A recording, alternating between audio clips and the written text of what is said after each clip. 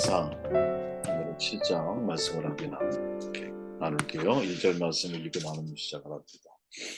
이사갈의 아들들은 돌라와 부아와 야습과 시므론 네 사람이며 자기 자리를 지키라라는 간단한 제목이지만 이 제목을 가지고 나눔을 시작을 할게요. 역대상 7장 우리가 다 읽어보셨으면 아시겠지만 이사갈, 베냐민, 납달리, 므낫세, 에브라임, 아셀 6개 지파의 계보를 소개하죠. 6개 지파의 이제 공통점을 생각해 보았더니 한 두 가지 정도가 있는데, 첫째는 모두가 다 이스라엘의 북쪽에 위치한 지파라는 것이죠. 또 둘째는 이전에 언급한 지파들에 비해서 상대적으로 이 6지파는 특별함이 없는 지파라는 거예요. 같은 이스라엘 12지파에 속해 있지만 장자 지파도 아니고 또 특별한 성직을 맡은 레위 지파도 아니고 왕가를 배출해내는 것도 아니고 그저 평범한 지파들이죠. 물론 베냐민 지파하면 떠오르는 사울 왕이 있기 때문에 이제 왕가의 지파가 아닌가라는 생각을 하기 쉽지만 사울 왕으로 끝나죠. 그렇죠? 왕가를 배출한 게 아니야. 그죠? 특별하지도 않은 평범한 지파들, 다시 말하면 평범한 그리스도인의 삶의 모습 속에서 우리가 얻을 수 있는 교훈이 뭘까 질문을 가지고 말씀을 나눠보도록 하겠습니다. 1절 말씀을 읽었으니 2절에 5절에 보니까 그의 형제 이사갈의 모든 종족은 다 용감한 장사라. 그 전체를 계수하면 8만 7천 명이었더라. 자기 몫을 감당을 해야 한다는 거죠. 무슨 말이냐? 역대상 7장에 제일 처음 나오는 지파가 이사갈인데, 이사갈 지파에 대한 1절 말씀에 보면 돌라라고 하는 이름이 소도에 기록이 되죠. 그 이하의 족보도 그를 중심으로 전개되어 가는 것을 보게 돼요. 돌라가 누구냐? 사사기 10장에 보면 이스라엘을 구원한 사사라고 밝혀주고 있죠. 자세한 내용을 소개하지 않아요. 그러나 그 돌라는 나라가 어떤 외적의 침략을 당했을 때 그 방어전에서 승리해서 이스라엘을 구원했던 것으로 짐작이 돼요.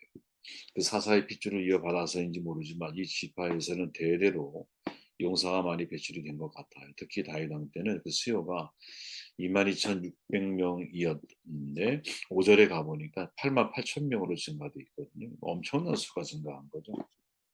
이것은 이사가 지파의 용사들이 다윗 왕국의 확장에 얼마나 크게 기여를 했는지, 또 얼마나 중대한 역할을 감당했는지를 단적으로 보여주는 예라고 우리는 이해할 수 있겠죠. 이것은 이사갈 지파에게만 국한되어 있지는 않아요. 그게 중요한 거죠. 11절에 보니까 여디아엘의 아들들은 모두 그 집의 우두머리요 큰 용사라. 40절에 보니까 아살의 자손으로 우두머리요 정선된 용감한 장사요 방백의 우두머리라. 출전할 만한 자를 그들의 계보들을 계수하면 2만 6천 명이었더라. 그 다음에 나오는 베냐민 지파 역시 용사를 배치는 지파. 베냐민의 아들들은 다 그 집의 족장이고 큰 용사라고 소개되어 있어요. 그죠? 바로 이어지는 9절 또 11절에 보면 베냐민 지파의 자손을 가리켜서도 역시 큰 용사다라는 말을 반복하고 있거든요. 우리가 잘 알지만 야곱이 아들 베냐민을 가리켜서 물어뜯는 일이라고 예언을 하잖아요. 싸움을 굉장히 잘하는 족속이라는 거죠. 이 족보에서도 바로 그 특징이 강조되어져 있죠. 그리고 이어지는 본문 납달리를 보면 납달리 지파 13절에 아주 한 절로 13절 한 절로 간략하게 언급되어 있는데 12장에 넘어가 보면 역대상 12장에 넘어가 보면 역시 다윗 왕국을 이룩할 때 군사적으로 아주 대단히 큰 기여를 한 사람이 납달리 지파거든요. 수불론이나 단지파 구체적인 언급이 여기에는 없어요. 그러나 역대상 12장에 가보면 아주 다윗 왕국이 건설될 때 크게 기여한 용사들이 많이 배출이 되었다. 그리고 우리가 마지막 40절에 읽었던 아셀 지파 역시 마찬가지죠. 이들은 모두 아주 큰 용사고 방백의 두목이고 출전할 만한 자다라고 하는 표현을 대단히 강조하고 있거든요. 그렇기에 지금 우리가 읽은 이 남은 이제 6지파의 특징 가운데 하나가 뭐냐? 사실은 용사가 많이 배출되고 있다. 그죠? 그죠? 그리고 용사들이 특히 다윗 이스라엘 왕국을 건설할 때 크게 기여한 사람들이라는 거예요. 바로 이것이 하나님께서 이 북쪽에 있는 몇 지파를 사용하신 방법이라는 거죠. 우리도 그럼 잘 알지만 이제 과거 우리 북한 사람들이 굉장히 용맹한 사람이 많잖아요. 그죠? 우리 고구려 시대에도 보면 되게 그죠? 뭐 진취적이고 땅을 막 확장하고 하는 이렇게 대단히 산악 지형이고 그리고 뭐 그렇게 지형적으로 그러다 보니까 특별히 더 아주 이제 뭐랄까 용기가 있고 아주 기계가 있는 그런 사람들이 많잖아요. 그죠? 마치 이런 거죠. 북쪽 지파 사람들이. 이들은 왕가에 속하지도 않았어요. 하지만 이들은 용사들을 배출해 내므로써 하나님의 역사에 자기의 몫을 감당하고 있다. 그죠? 이게 참 우리가 역대기 기자가 강조하려고 하는 내용 중에 중요한 포인트가 아니겠나. 사실은 그렇죠, 여러분. 대장만 있으면 싸움이 이루어질 수가 없잖아요. 그죠? 정말 중요한 것은 비록 개미 같을지라도 전력, 군인들이 필요한 거죠. 저는 대장만 모여서 싸울 수는 없다라고 저는 생각을 하거든요. 용사라고 불릴 수 있는 훌륭한 성도, 그분들로 인해서 사실은 영적인 싸움들이 중요한 것이. 그죠? 어쩌면 오늘날 현실에서 좋은 리더들이 많이 필요한 거 물론 중요하지만 그보다 더 훨씬 더 중요한 것은 좋은 팔로워, 좋은 성도들이 요구되는 시대가 아닐까 그런 생각을 해보게 돼요. 위대한 개인보다 사실은 강력한 하나의 팀이 되고 있는 하나의 팀을 이루고 있는 사람들이 강력한 거죠. 그죠? 목사들이 어떻게 하면 내가 좀 더 충성된 주의 종이 될 수 있을까? 사실 날마다 고민하고 보편적인 목회자들이다. 매일매일 그런 걸 고민하거든요.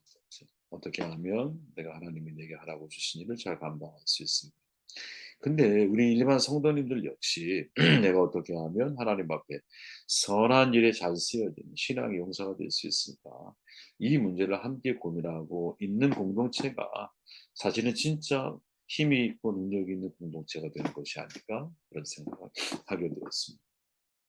다시 7장 1절로 가보면 이스라엘의 아들들은 돌라와 부하와 야숫과 시므론 네 사람이며 우리가 잘 알지만 창세기 49장 14절에 보면 야곱이 이사갈 지파에 대해서 이렇게 말하죠. 건강한 나귀라고 표현을 하거든요. 본문 그대로 읽어보면 야곱의 축복 내용이 이사갈은 양의 우리 사이에 꿇어앉은 건장한 나귀로다. 이거를 우리식으로 좀 쉽게 해석을 해보면 어떤 뜻이냐면 자기 자신의 분수를 하고 자기 울타리 안에서 만족을 누리며 살아가는 지파가 될 거다. 이런 뜻이거든요. 근데 이것은 그대로 실현이 돼요. 여호수아서 보면 여러분 그 이사가 지파가 사실은 제일 험한 땅, 바다를 접하지 않고 있는 땅을 분배받거든요. 그러니까 우리나라로 말하면 충청북도와 같은 거예요. 충청북도와 같은데 또 거기에 산악 지역이야. 내륙에 있어. 바다가 없기 때문에 교통이 불편해. 이제 아프리카에 가보면 사실은 이제 땅덩어리가 굉장히 넓잖아요. 그 가운데에 속해 있는 나라들은 고립되기 너무 쉬운 거죠. 마치 네팔처럼. 그죠? 네팔과 같은 나라는 위에는 중국, 밑에는 인도가 있잖아. 그러니 그들의 영향력을 안 받을 수가 없죠. 언젠가는 이제 인도에서 한 달간 전기를 끊는 바람에 네팔이 암흑의 도시로 살았다는 뭐 그런 이야기도 들려오고 사실은 그런 사이에 있다라는 게 쉬운 일이 아닌 거죠. 좋은 장소인 것은 척박한 땅인 거예요. 그죠? 근데 이사가 지파가 받은 땅이 이렇게 사실은 고립되어져 있는 땅인데 근데 거기에서 그 땅에 만족하고 불평 없이 감사함으로 그 땅을 개간하고 그 땅에서 양과 소를 먹이면서 삶을 살았다라는 거죠. 자기 분수를 알고 자기 울타리를 누리며 살았다라는 거예요. 여러분 그 다음 역사 속에서도 이것은 그대로 확인이 되는데 500년이 흘러서 모세가 120세에 숨을 거두면서 이제 각 지파를 위해서 기도하잖아요. 신명기 3장 18절에 보니까 그때 이런 기도문이 나와요. 스불론에 대하여 일렀을 때 스불론은 이사갈의 동생이에요. 형제아들이 스불론이여 너는 밖으로 나감을 기뻐하라. 이사갈이여 너는 장막에 있으면 즐거워하라. 아주 대조적이죠. 스불론 지파는 바닷가에 있어서 여러분 무역을 하고 해외 문물이 통하는 지역에 이 스불론은 거주하고 있었거든요. 근데 반대로 이사가는 전혀 바다가 없는 내륙 지방에서 험한 산을 끼고 있는 지역인 거예요. 19절에 보니까 그들은 백성들을 불러 산에 이르게 하고 12지파 중에서 제일 오지의 땅을 분배받았음에도 불구하고 감사한 마음으로 살아가고 있더라. 갇힌 땅이거든요. 근데 갇힌 땅을 감사해요. 그죠? 다른 지파들을 놓고 보면 여러분 좋은 땅들이었어요. 루벤, 갓, 므나세 반지파는 이미 자기네가 좋은 땅을 차지하고 그죠? 가나안에 들어가지 않으려고 하는 마음을 품고 있었어. 좋은 땅이야. 그런데 문제가 뭡니까? 좋은 땅에 있다 보니까 오히려 세상적으로도 흐르기 쉽고 또 가나안 민족의 이 뭐랄 거꾸로 영향을 받기 쉽고 영적으로 타락하기가 쉬운 거죠. 근데 반대로 이사가 지파는 척박한 땅이지만 그 땅을 감싸고 그 자리를 지키는 거죠. 그 자리를 지키는 거야. 여러분 자리를 지킨다라고 하는 것은 대단히 중요한 신앙적인 의미가 있다고 저는 생각을 해요. 가장 중요한 의미가 뭘까? 내가 하나님의 절대 주권을 인정하는 것. 나의 자리를 지킨다라는 것은. 되게 어려운 일입니다. 하나님이 나에게 믿음이라는 게 그런 거잖아요. 내게 주어진 상황과 환경까지도 수용할 줄 아는 게 믿음이거든요. 그죠? 근데 이때 이 믿음은 여러분, 내가 하나님의 절대 주권을 인정하지 않으면 이루어지기 어려워. 근데 주목할 게 뭐냐? 자, 야곱도 그런 축복을 했고 모세 역시 사실은 같은 흐름의 축복을 이사가를 위해서 하는데 이제 모세 시대에 그 제사장이 입는 옷을 만들잖아. 그때 사용되어진 보석이 뭐냐면 이사가 지파를 상징하는 게 토파즈 황옥이에요. 이 황옥은 뭐냐? 어, 밝을 때는 힘이에요. 황옥 특징이. 그래서 밝은 햇빛 아래서는 잘 안 보여. 어두울 때는 빛깔이 들어. 그래서 황옥 토파즈를 이렇게 할 때는 주로 해안가에 황옥이 많이 있는데 밤에 이제 후라시를 들고 가서 병이를 들고 해안가에 나아가서 밝게 빛나는 돌을 찾아내. 무슨 말일까요, 여러분? 평상시엔 잘 나타나지 않아. 그러나 국가의 재난이 있을 때, 혹은 역사의 전환기 시대에 이 이사가 지파가 빛을 발하는 거죠. 평화 시에는 여러분, 뭐 그냥 있는 둥 마는 둥 하는. 그러나 어떤 역사의 전환기를 맞게 되면 이사갈이 매우 중요한 역할로 등장하는 거죠. 한 예로 사울과 다윗 시대 여러분, 사울이 다윗을 묘해서 특공대 3천 명을 풀잖아. 다윗을 죽이려고 그래. 그때 등장한 사람들이 누구냐? 이사가 지파거든요. 산속에서 가난하게 살고 있는 이사가 지파가 깃발을 들어요.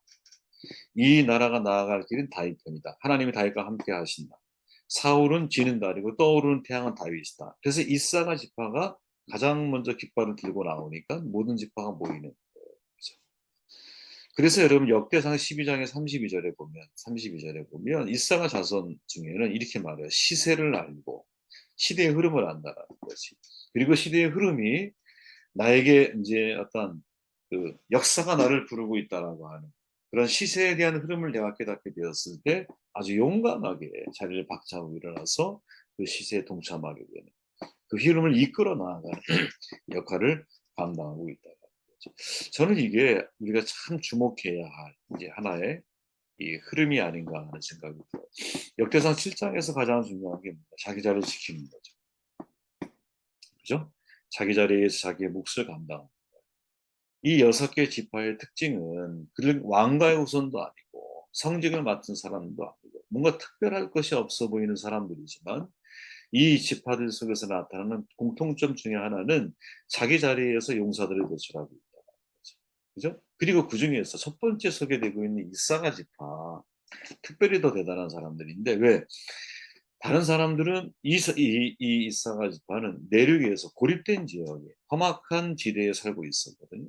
그럼에도 불구하고 이들은 어두운 시기가 오면 평화 시에는 잠잠하지만 어떤 영적인 어두운 시대가 왔을 때는 가장 먼저 그 일을 감당해 나가는 사람 서 있다는 거죠. 자기의 자리에서 아름다움을 발휘하는 거죠. 자기의 자리를 지킴으로 때에 따라서 자기가 해야 할 빛을 발하는 인생 살아가는 모습을 우리에게 소개하고 있는 것이 아닌가. 그런 생각을 해보게 돼요. 지금 이제 이 역대기는 포로기에 돌아온 사람들 한 사람 한 사람 바로 세우려고 하는 아주 중요한 과정 가운데 놓여 있잖아요. 지난 시간 살펴봤던 것처럼 신학이라고 하는 걸 회복이 되게 중요해요. 이런 말씀 중심이 돼요. 그리고 나서 한 지파 한 지파들을 다 거론하면서 가장 초점을 맞추는 것 중에 하나가 뭐냐.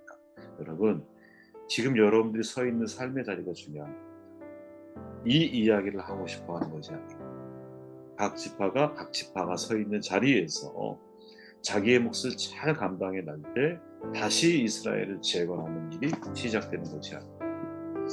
말씀을 붙들고 함께 기도하시고 제가 마무리합니다.